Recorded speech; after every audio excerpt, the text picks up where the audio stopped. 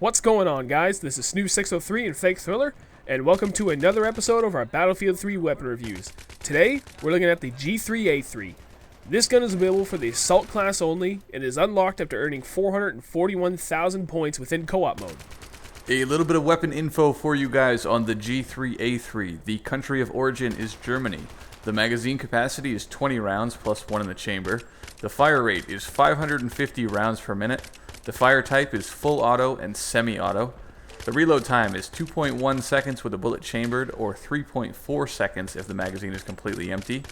And the damage for the G3A3 is 34 hit points of damage per bullet at 8 meters, and trails down to a minimum of 22 hit points of damage per bullet at 60 meters.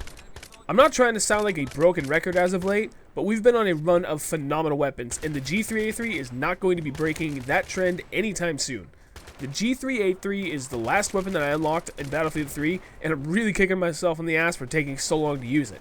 The standout characteristic of the G3A3 is its damage. With an astounding 34 damage at 8 meters, this gun has knockdown power to spare. Even its long-range damage is impressive. At a minimum of 22 hit points of damage per bullet, that damage rating carries all the way out to 60 meters, instead of the traditional 50 meters, making it one of the most potent, fully automatic weapons for long-range engagements. From the first shot right on through the last time I used this gun, I was and still am incredibly impressed by how stable this gun is. Even at full auto, you'll find the G3A3 to be very stable and consistent. The vertical recoil stats say that it is a little on the high side, but me personally, I really never felt that the recoil was an issue. I know some of you will scoff at that, but for whatever reason, I honestly never felt of the recoil being too high or cumbersome at any point. I found that the G3A3 was best used for the medium to long range engagements, taking advantage of its higher than average damage stats. But I was still able to take this gun to the enemy's front door and do significant damage. I know that I've said in the past that fire rate reigns supreme, but a combination of a high damage rate that only needs 3 shots to kill at close range, and it being incredibly stable even at full auto, the G3A3 is a frontrunner to challenge that theory.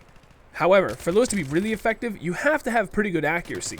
If you're a wild man with the aim, then the gun's slow rate of fire and low 21 rounds of ammo could certainly hurt your chances for survival. If your aim is pretty good, or certainly better than average, then I would consider this an all-around weapon. If your aim isn't the greatest, then I would strictly stick with the medium to long-range engagements with the G3A3. My go-to attachments for the G3A3 are either the reflex or holographic sight, the bipod, and the heavy barrel.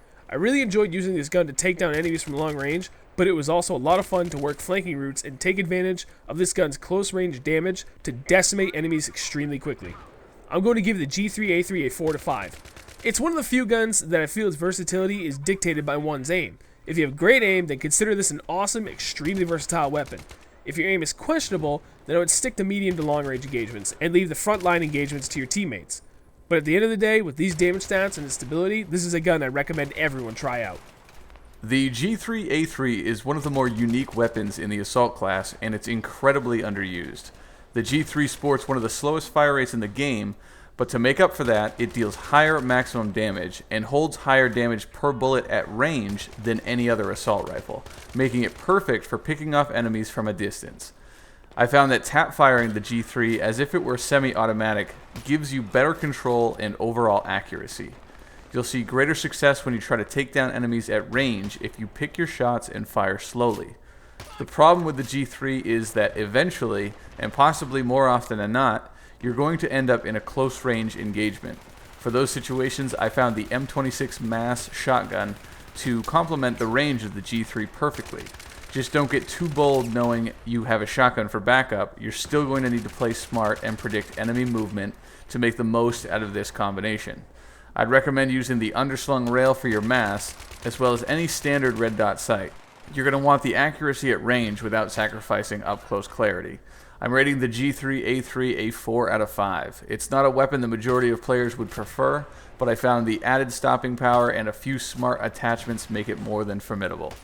Alright guys, that's going to wrap up yet another Shustybang Battlefield weapon review. We hope you guys enjoyed it. Overall, the G3A3 has earned a 4 to 5 stars.